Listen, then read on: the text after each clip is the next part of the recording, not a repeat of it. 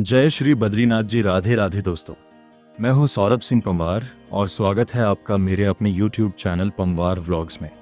दोस्तों, आज का सफ़र होने वाला है उत्तराखंड की एक ऐसी जगह का जहां पहुंचकर आपको लगेगा जैसे आप हिमालय की गोद में आ गए हों। चारों तरफ ऊंचे ऊंचे पहाड़, ठंडी हवाएं, शांत वातावरण और पहाड़ों के बीच बसा एक खूबसूरत गाँव। जी हाँ दोस्तों, आज हम पहुँच चुके हैं माणा गाँव में। माणा गांव बद्रीनाथ धाम से लगभग 3 से 4 किलोमीटर की दूरी पर स्थित है और समुद्र तल से करीब 3200 मीटर की ऊंचाई पर बसा हुआ है। इसे लंबे समय तक भारत का आखिरी गांव कहा जाता था, लेकिन अब इसे भारत का पहला गांव कहा जाता है। तो अगर आप भी बद्रीनाथ धाम की यात्रा पर आ रहे हैं तो माणा गांव को बिल्कुल मिस मत करना। दोस्तों, सबसे पहले बात करते हैं कि माणा गांव पहुंचा कैसे जाए। अगर आप देश के किसी भी हिस्से से आ रहे हैं तो सबसे पहले आपको बद्रीनाथ धाम पहुंचना होगा। ऋषिकेश और हरिद्वार से बद्रीनाथ के लिए सड़क मार्ग से यात्रा की जा सकती है और जब आप बद्रीनाथ पहुंच जाते हैं उसके बाद माणा गांव ज़्यादा दूर नहीं है। बद्रीनाथ से माणा जाने के लिए आप टैक्सी, स्थानीय वाहन या अपनी गाड़ी का इस्तेमाल कर सकते हैं। और दोस्तों, बद्रीनाथ से माणा तक का रास्ता भी अपने आप में किसी खूबसूरत फिल्म से कम नहीं है। जैसे जैसे आप बद्रीनाथ से माणा की तरफ आगे बढ़ते हैं वैसे वैसे पहाड़ और भी विशाल दिखाई देने लगते हैं। ठंडी हवाएं चलती हैं और चारों तरफ आपको हिमालय की खूबसूरती देखने को मिलती है। और फिर आता है वो पल जब आप माणा गांव के प्रवेश द्वार पर पहुंचते हैं। यहां पहुंचते ही आपको पहाड़ों के बीच बसे पारंपरिक घर और छोटी छोटी दुकानें दिखाई देती हैं। स्थानीय लोग यहां ऊनी कपड़े, पहाड़ी सामान और खाने पीने की चीजें बेचते हुए नजर आते हैं। दोस्तों, माणा सिर्फ घूमने की जगह नहीं है। यहाँ आकर आपको पहाड़ों की पारंपरिक जीवन शैली को करीब से देखने का मौका भी मिलता है। अब दोस्तों, माणा गांव की सबसे प्रसिद्ध जगहों में से एक है व्यास गुफा। मान्यता है कि इसी स्थान पर महर्षि वेदव्यास ने भगवान गणेश की सहायता से महाभारत की रचना की थी। कहा जाता है कि महर्षि वेदव्यास महाभारत बोलते गए और भगवान गणेश उसे लिखते गए। व्यास गुफा के अंदर चट्टानों की प्राकृतिक बनावट भी बेहद अद्भुत दिखाई देती है। इसी वजह से यहाँ आने वाले श्रद्धालुओं के लिए यह जगह बहुत खास मानी जाती है। और दोस्तों, यहाँ मैं एक बात साफ कर दूं कि व्यास गुफा और इससे जुड़ी ये बातें पौराणिक मान्यताओं और स्थानीय परंपराओं पर आधारित है। व्यास गुफा के पास ही आपको गणेश गुफा भी देखने को मिलती है। मान्यता है कि भगवान गणेश ने यहीं बैठकर महर्षि वेदव्यास द्वारा सुनाई गई महाभारत को लिखा था। यानी माणा गांव की इन गुफाओं का संबंध भारत के सबसे महान धार्मिक और ऐतिहासिक ग्रंथों में से एक महाभारत से जोड़ा जाता है।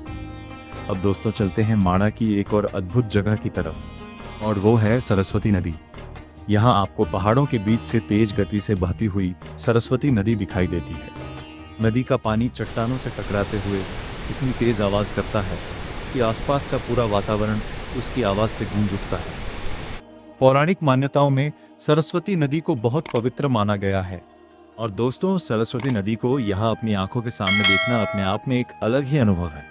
लेकिन अभी हमारा सफर खत्म नहीं हुआ है। अब हम पहुंचते हैं माणा की सबसे प्रसिद्ध जगहों में से एक, भीम पुल। दोस्तों, यहाँ सरस्वती नदी के ऊपर एक विशाल प्राकृतिक चट्टान दिखाई देती है। पौराणिक मान्यता के अनुसार जब पांडव अपनी अंतिम यात्रा पर जा रहे थे तब द्रौपदी को नदी पार करनी थी।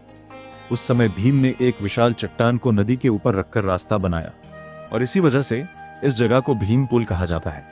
जब आप भीम पुल के ऊपर खड़े होकर नीचे तेज बहती सरस्वती नदी को देखते हैं तो आपको प्रकृति का एक बेहद अद्भुत रूप दिखाई देता है।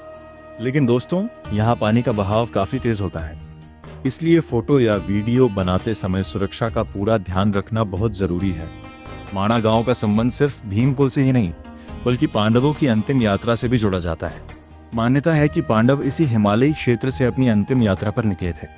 आसपास के कई स्थानों को भी महाभारत और पांडवों की कथाओं से जोड़ा जाता है और यही वजह है कि माणा सिर्फ एक पर्यटन स्थल नहीं है, ये श्रद्धा, आस्था और पौराणिक मान्यताओं से जुड़ी हुई जगह भी है।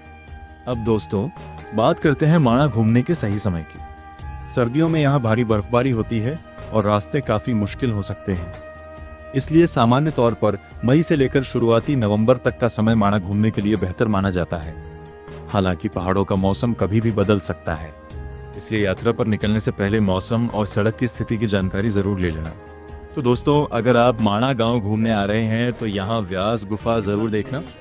गणेश गुफा जरूर जाना, सरस्वती नदी के दर्शन जरूर करना, भीम पुल जरूर देखना, और अगर आपके पास समय और फिटनेस है तो वसुधारा जलप्रपात का ट्रेक भी कर सकते हैं, क्योंकि माणा सिर्फ एक गांव नहीं है, यहाँ आपको हिमालय की खूबसूरती भी मिलेगी, पौराणिक कथाओं की झलक भी मिलेगी, पहाड़ी संस्कृति भी देखने को मिलेगी और प्रकृति का ऐसा रूप भी दिखाई देगा जिसे आप जिंदगी भर याद रखोगे। जब आप यहाँ खड़े होकर चारों तरफ देखते हैं तो शहरों का शोर कहीं पीछे छूट जाता है। सामने सिर्फ विशाल पहाड़ होते हैं, ठंडी हवा होती है और सरस्वती नदी की आवाज होती है। शायद यही वजह है कि माणा आने वाला इंसान इस जगह को इतनी आसानी से भूल नहीं पाता। तो दोस्तों, अगर आप बद्रीनाथ धाम की यात्रा पर आ रहे हैं तो मेरी सलाह है कि माणा गांव को अपनी यात्रा में जरूर शामिल करें। यहाँ आपको सिर्फ खूबसूरत नज़ारे नहीं मिलेंगे, बल्कि व्यास गुफा, गणेश गुफा, सरस्वती नदी और भीम पुल जैसी अद्भुत जगहें भी देखने को मिलेंगी। और सबसे खास बात, यह वही माणा है जिसे आज भारत के पहले गांव के रूप में पहचान मिल रही है। तो दोस्तों, अगर आपको हमारा यह माणा गांव का सफ़र पसंद आया हो तो वीडियो को एक लाइक ज़रूर करना। चैनल पर पहली बार आए हैं तो पंवर व्लॉग्स को सब्सक्राइब कर लेना और कमेंट करके ज़रूर बताना कि आपको माणा गांव की कौन सी जगह सबसे ज़्यादा पसंद आई, व्यास गुफा, सरस्वती नदी या फिर भीम पुल।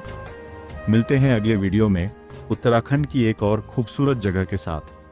तब तक के लिए जय बद्रीनाथ जी, जय श्री केदारनाथ जी, राधे राधे।